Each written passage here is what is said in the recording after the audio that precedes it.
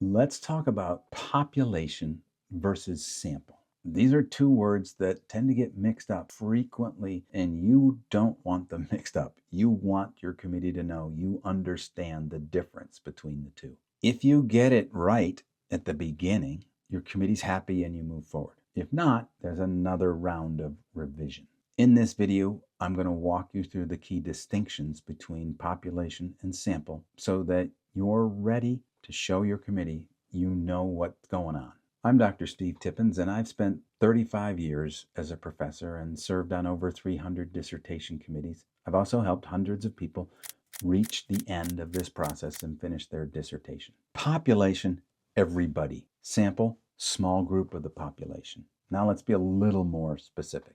The population is the whole group you want to draw from. Teachers or middle school teachers. The sample is the subset of that group. You're not going to get access to all the teachers, but you may be able to get access and draw from the sample of middle school teachers in central Oklahoma. I've heard it said that the population is the whole pie and the sample is the piece you get to eat. If that works for you, great, and hopefully it's a tasty pie. So why is it we're so concerned about samples? And why do we use samples? Well, first of all, to get access to an entire population takes a lot of time and a lot of money, and it's actually really hard to get an entire population. You can think about the United States Census data. In theory, they're getting the entire population, going door to door and finding homeless people, but they don't get everybody. So we go for a sample, or many times people say a representative sample. This means you can save a lot of time and a lot of money. Currently, the law in the United States says the census is the population, but every time it comes up, there's proposals for we need to sample because it costs a lot of money to hire all kinds of census workers and to go out and have them wander through neighborhoods, literally, and knock on doors. And a lot of people don't like to have their doors knocked on. So they don't answer, or they're rude, or, who knows what now.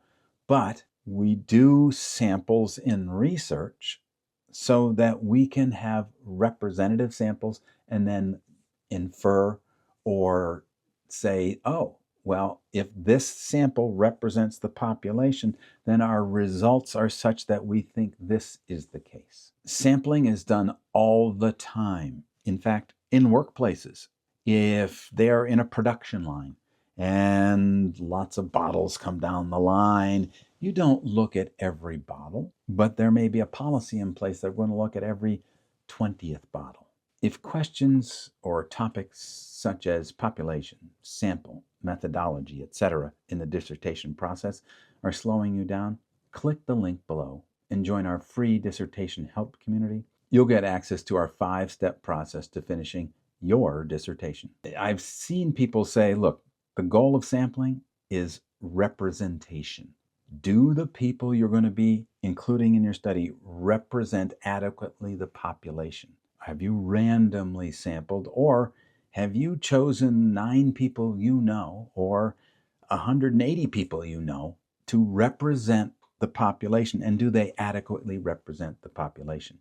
This is an area you're going to have to tell your committee and your IRB, the sample that I've chosen is X, and this is why they represent the population. When you have an adequate sample size and it represents the population, then the results that you have can be generalized, or they're generalizable to the population.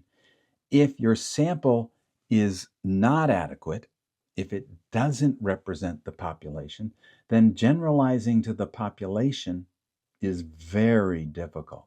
And you'll see in marketing sometimes they'll say, well, 4 out of 5 people said something or other. Or in political campaigns, they come up with statistics based on a sample that they use, but they may only sample people who already said they like this candidate. And that doesn't represent the entire population of voters.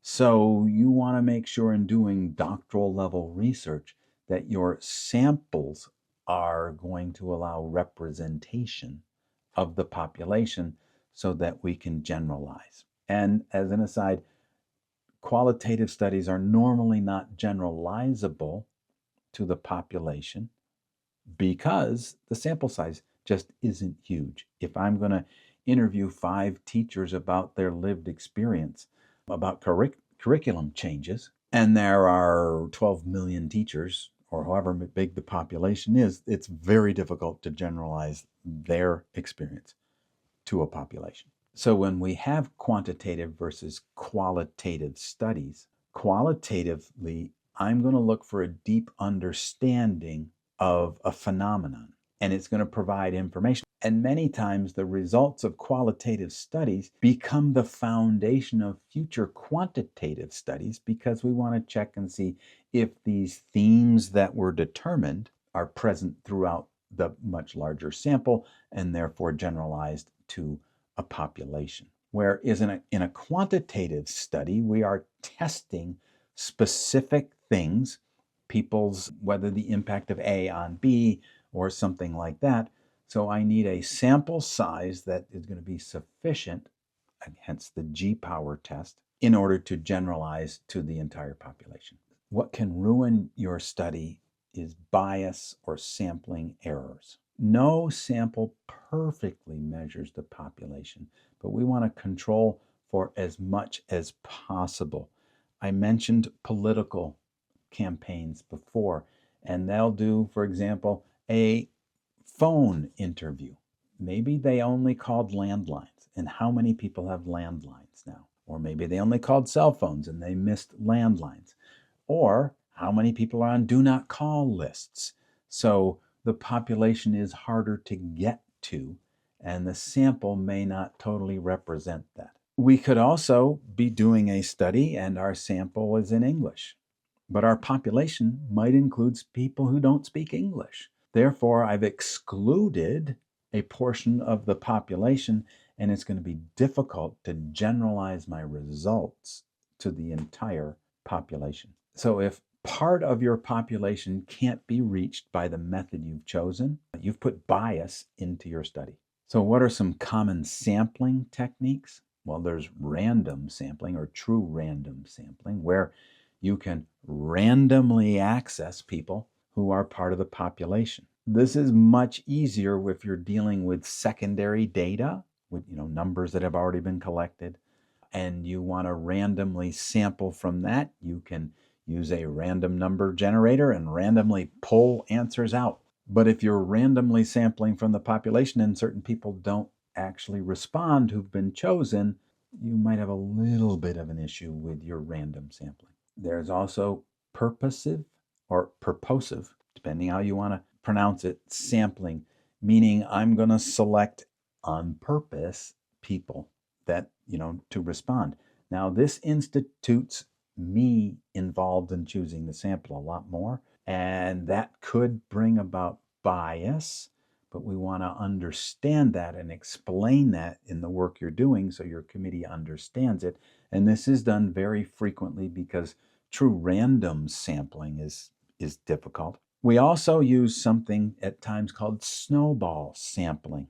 And just think of that as a little snowball rolling downhill and it gathers more snow and becomes huge. Well, snowball sampling means I have found a person, they've participated in my study, and I say, and are other people, do you know other people like you that I should talk to about this? And I recruit through them. I snowball the size of my sample from them. Ideally, you don't want to mix these methods of sampling. Ideally, you want to start with one and move forward with it. So when you're thinking about your population and your sample, when you're talking to your committee, writing things down, you want to be able to explain your population in one sentence. The population from which I am going to choose is all teachers in Oklahoma. The sample, also explained in one sentence, sample for this study will be all teachers in Norman, Oklahoma. You're going to explain how I'm going to access these people, how it's going to come about.